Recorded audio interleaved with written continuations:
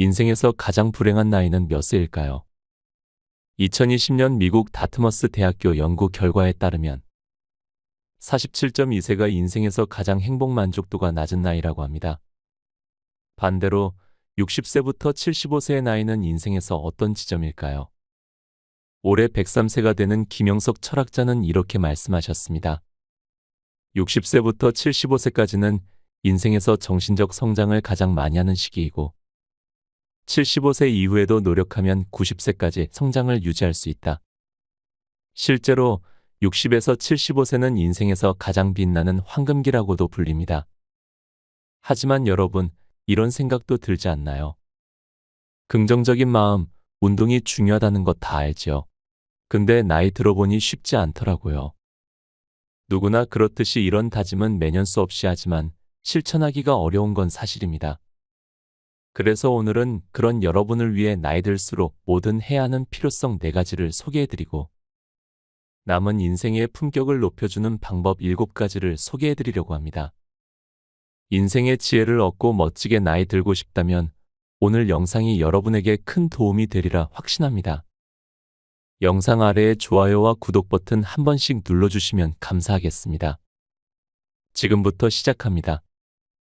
첫 번째 이유, 아무것도 하지 않으면 무기력증에 빠진다. 사람들은 보통 늙으면 쉬어야죠라는 생각으로 노년을 맞이한다. 하지만 이를 잘못 생각하면 푹 썩으며 쉰다처럼 아무 일도 하지 않은 채 허송세월을 보낸다는 오해를 하게 된다. 쉬면서 놀기만 하고 의미 없는 노년을 보내는 것은 노후를 멍하고 우울하게 만드는 길일 수도 있음을 명심해야 한다. 실제로 건강보험 심사평가원의 발표에 따르면 우울증 환자의 35%가 60대 이상인 것으로 밝혀졌다. 이처럼 60대에서 우울증 환자가 많아지는 이유는 다름 아닌 상실감이다. 은퇴 이후 회식이나 친구들 모임이 줄고 혼자 지내는 시간이 많아지는데 이때 혼자 아무것도 하지 않고 지내면 고립되기 쉽다. 그래서 많은 분들이 이런 말에 공감을 한다. 여태껏 저는 혼자가 싫었는데 60이 되고 보니 혼자 노는 방법을 배웠쇼. 혼자 멍하니 지내는 것이 아닌 혼자 할 수 있는 일이나 취미를 찾아서 살아가는 게 중요하다. 두 번째, 남 눈치를 보지 않고 살 수 있다. 영국의 신문 더 가디언에서 시한부 환자들이 죽기 전 가장 많이 후회한 1위를 조사하여 발표했다. 1위는 바로 내가 원하는 삶이 아닌 다른 사람이 기대하는 삶을 산 것이었다. 다시 말해서 남 눈치를 살피면서 살아온 인생을 후회한 것이다. 우리의 인생도 잠시 살펴보자. 주변에서 엄마, 아빠 역할을 못한다는 소리를 들을까봐 자식에게만 모든 걸 바쳤던 건 아닐까. 수영 레슨을 등록하고 싶어도 주변에서 못한다고 손가락질할까봐 망설였던 건 아닐까. 이처럼 지난 몇십 년 동안 남의 시선을 의식하면서 살아왔다면 이제부터는 진짜 내가 원하는 인생을 살아야 할 때다. 100세까지 놀고 쉬기만 하는 게 진짜 내가 원했던 나의 인생인지 고민해보고 후회하지 않는 사람만이 먼 훗날 웃을 수 있다. 세 번째 이유, 수명보다 중요한 건 건강 수명이다. 2023년 미국의 보건 시스템에 발표된 연구에 따르면 60대부터라도 운동과 같은 건강 생활 습관을 실천하면 최대 18년을, 그렇지 않은 사람보다 더 건강하고 오래 살 수 있다고 발표했다. 이처럼 나이가 들면 들수록 건강 습관을 하냐, 안 하냐의 차이는 더 커진다. 우유 먹는 사람보다 우유 배달하는 사람이 더 건강하다라는 말이 있다. 실제로 주변을 보면 작은 텃밭을 가꾸는 사람이나 사소한 취미라도 매일 몸을 움직이는 사람이 더 건강하고 눈빛이 초롱초롱하다. 몸을 조금이라도 움직이는 사람은 몸에게 이런 말을 전하는 것과 같다. 나는 아직 이렇게 일할 정도로 세상에 가치 있는 존재야. 여전히 나는 젊어. 이처럼 놀지 않고 뭐든 열심히 하는 사람이 건강하게 오래 사는 건 당연한 순서다. 네 번째, 지금부터 도움을 받다 보면 평생 도움을 받고 살아야 한다. 도움이 필요 없는 사람을 돕는다면 그 사람이 활동할 수 있는 기회를 박탈하는 결과를 가져온다. 좋은 뜻에서 우리의 겉옷을 받아주는 친구는 우리가 별로 쓰지 않는 근육을 움직일 기회를 빼앗는 셈이다. 자동차를 태워주기 위하여 내 집에 들른 친구는 내가 건강을 위해 산책할 수 있는 기회를 박탈한 것이다. 우리를 위하여 시장을 봐주는 사람들은 우리를 그저 집에 머무르게 만들어버린다. 물론 나이가 들어서도 예전에 했던 그 모든 일을 전부 다 계속할 수는 없다. 나이에서 비롯되는 생리적 불완전성을 얼마나 극복했는지, 얼마나 많은 보조 기구를 사용하는지 또는 얼마나 좋은 환경에서 살고 있든지 간에 나이가 들면 옛날에는 아주 잘 해냈던 일들 중 몇 가지에는 실패를 겪게 된다. 더 이상 성공적으로 해내지 못하는 일은 그만두고 싶은 것이 인간의 자연스러운 심이다. 그러나 대신할 다른 일을 찾지 않고 있다가는 즐길 것이 하나도 없어진다. 바쁘게 지내는 것이 휴식을 취하지 않음을 뜻하지는 않는다. 휴식은 지루해지는 것을 막는다. 필요할 때 잘 활용만 한다면 휴식은 어떤 면에서 우리가 할 수 있는 가장 즐거운 일 가운데 하나다. 다음은 60 이후 인생의 품격을 높여주는 방법 7가지를 소개해드리려고 합니다. 멋지게 나이 들고 싶은 분들에게 꼭 필요한 지혜만 담아봤습니다. 끝까지 들으시면 지금의 10분은 후회하지 않을 겁니다. 시작합니다. 첫 번째, 은퇴 이후 이사를 이렇게 생각하라. 노년이 된다는 것은 우리가 사는 장소에 변화가 생길 가능성을 의미한다. 우리는 대개 좀 더 작은 집으로, 시골이나 따뜻하고 기후가 좋은 곳으로, 자손들이 사는 곳에 가깝거나 경우에 따라서는 멀리 떨어진 위치로, 우리가 특별히 즐기는 것들과 가까운 곳으로 또는 물가가 덜 비싼 지역으로 이사를 간다.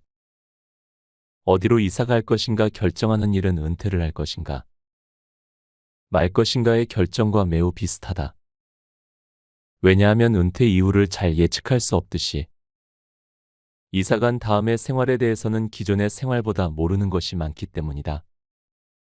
어떤 새로운 친구를 사귈지, 지금 즐기는 일을 얼마나 포기해야 할지를 결정하면서 당신은 의기소침해질 수도 있다. 한 노부부가 서로 함께한다는 사실만 믿고 용감하게 새로운 곳으로 이사 갔는데 그 뒤로 한 사람이 세상을 떠나기라도 한다면 살아남은 노인은 더욱 외로움을 느낄 것이다. 어디에 살든 우리는 그 공간이 너무 비좁다고 느낄 수 있다. 은퇴라도 하고 나면 집에서 벗어나야 할 이유가 약해지며 나이가 들수록 여기저기 돌아다니는 은 더 어려운 노릇이다. 그래서 집안에서의 생활부터 즐거울 수 있도록 주거 환경을 바꿔야 한다. 두 번째, 은퇴 이후 나만의 일거리를 찾는 방법. 당신이 더 이상 현장에서 일할 수 없기 때문에 은퇴를 했다면 다른 사람을 가르치는 방법을 모색해보라. 야구선수는 매니저가 될 수 있고 축구선수는 코치가, 사업가는 사업고문이 될 수 있다. 과거에 해왔던 종류의 일을 찾기 힘들면 새로운 것을 시도해보라. 첫눈에는 새로운 일이 매력적으로 보이지 않을 수도 있다. 하지만 좋아 보여서 시작한 일도 막상 적성에 맞지 않아 불행하게 사는 사람들이 많다. 또 한편으로 자신이 좋아할 수 있는 일인데도 그것을 알지 못하고 기권해버리는 사람도 있다. 당신이 해왔던 일도 처음 시작했을 때는 그저 그랬지만 그 일에 익숙해지면서 좋아졌을지도 모른다. 그 다음은 당신이 할 수 있는 일을 찾아라. 그러면 그 일을 잘하게 되는 동시에 즐기고 있는 자신을 발견할 것이다. 만일 그 일이 어렵거나 실패할까 봐 두렵거든 천천히 시작하라. 너무 각박하지 않은 조건에서 하루 한 2시간 정도 새로운 일에 도전한다면 당신이 얼마나 쉽게 더 긴 시간 그리고 더 어려운 일을 해내는지를 발견하고 놀랄 것이다. 그러나 당신이 그 일을 잘 해내는데 시간이 너무 많이 걸렸다고 해서 풀 죽어 있을 필요는 없다.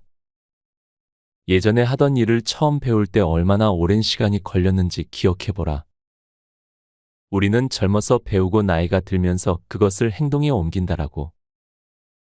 베이컨이 한 말은 틀렸다. 배움 자체는 어느 나이에는 해당된다. 늙은 개들도 유능한 조련사로부터 여러 가지 새로운 재주를 배운다는 것을 떠올리자. 세 번째, 집 안에 버릴 것은 가차없이 버려라. 어디에 살든지 집안 전체를 단순화할 필요가 있다. 이사를 가면 이 단순화 작업이 상대적으로 쉽지만 살던 집에 계속 머물기로 했다면 더더욱 계획을 잘 세우고 실행해야 한다. 노년기를 쓴 심리학자 스탠리 홀은 은퇴한 뒤에 집의 다락부터 훑어내려가면서 쓸데없는 물건을 모두 없애버렸다고 한다. 그는 이 작업을 폐기물 처리 작업이라고 불렀다. 집을 관리하는 것은 아무리 단순한 일이라도 부담스럽다. 아마 사람이 집을 소유하는 것이 아니라 집이 사람을 소유한다던 서로의 말이 이해가 될 것이다. 좀 더 작은 집으로 이사간다 생각하고 지금 가지고 있는 물건을 정리해야만 한다. 어쩌면 노년기는 많은 것을 남에게 줄 때인지도 모른다. 필요 없는 것들을 친구나 자선기관에, 특별한 물건은 그것을 남겨주고픈 특별한 사람에게 넘겨준다. 집의 수납 공간이 아주 넉넉했던 사람이라면 자기가 결국 자기 자신에게 유산을 남겼다는 사실을 깨닫거나 옛날 옛적의 바꾸는 필요하지 않아.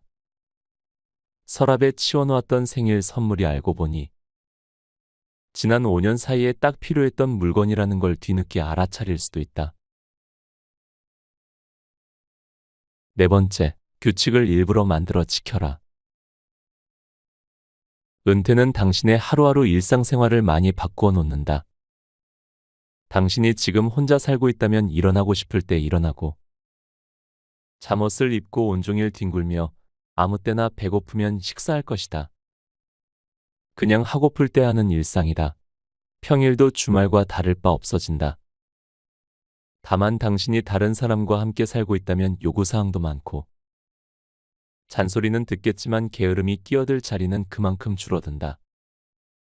일부러 규칙을 지키는 하루 일과가 지니는 장점은 많다. 우선 건강에 좋다. 외국 여행을 자주 다니는 사람은 불규칙한 일과 때문에 크고 작은 건강 문제를 겪는다. 하루 일과를 잘 짜놓으면 언제 무엇을 해야 할지 매번 생각할 필요가 없고, 하고 싶은 일을 오래 미룰 필요도 없다. 우리 주변에는 잠자리를 정돈하기 전에 절대로 침실을 떠나지 않는 친구들이 있는가 하면 자전거를 타고 어디까지 달려갔다 오기 전에는 절대 아침 식사를 하지 않는 친구들도 있다.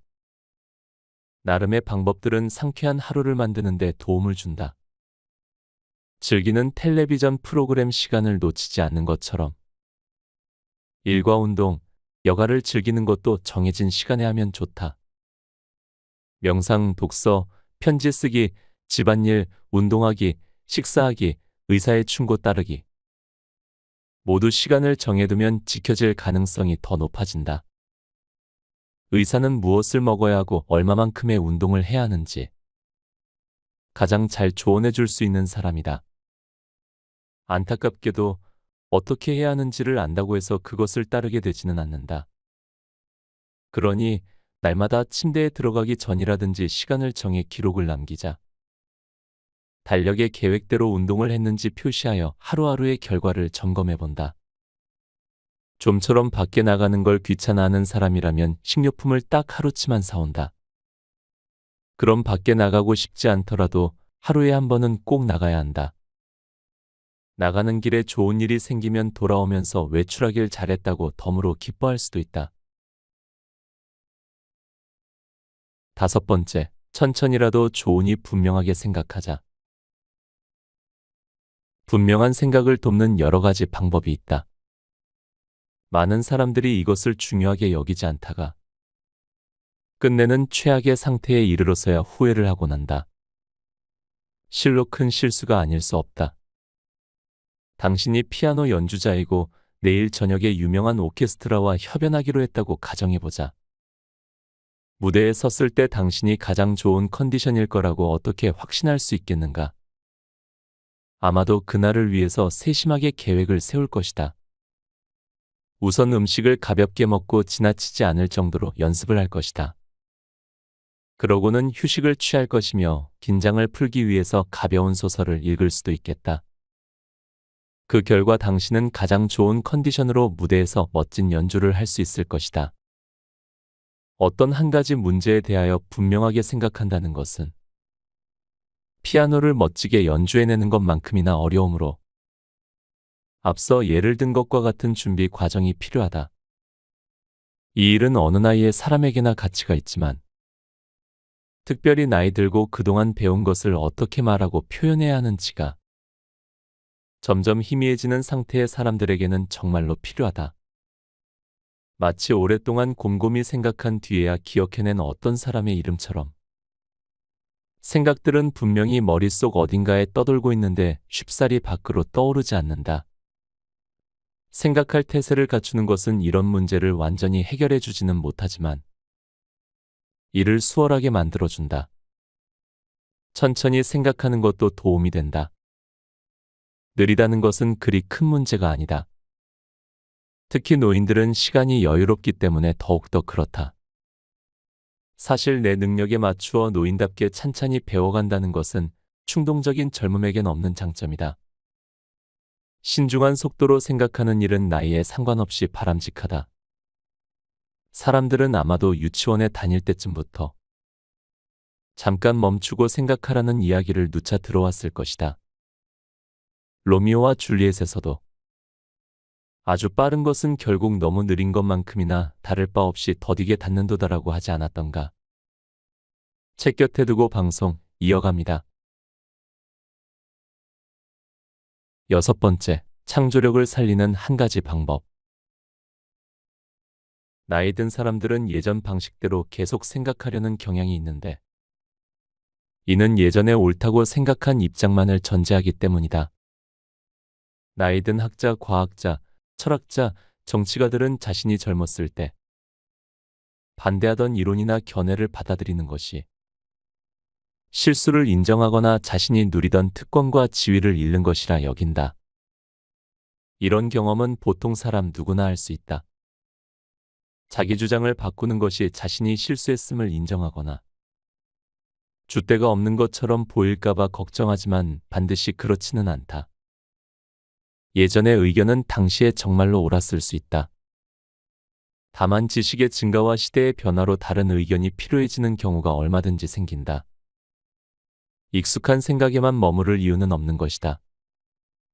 노인들도 여전히 창의적일 수 있다는 것을 증명하기 위해 유명한 실례를 몇 가지 인용하겠다. 미켈란젤로는 89세까지 살았으며 죽을 때까지 그림을 그렸다. 베르디는 80세에 코믹 오페라를 비롯해 여러 곡을 작곡했다.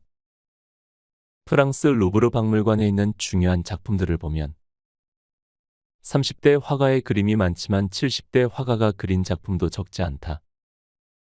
많은 교향악기 작곡가가 30대 후반일 때 작곡된 것들이지만 그에 버금가는 많은 양의 교향악이 70대 초반의 작곡가에 의해 쓰였다.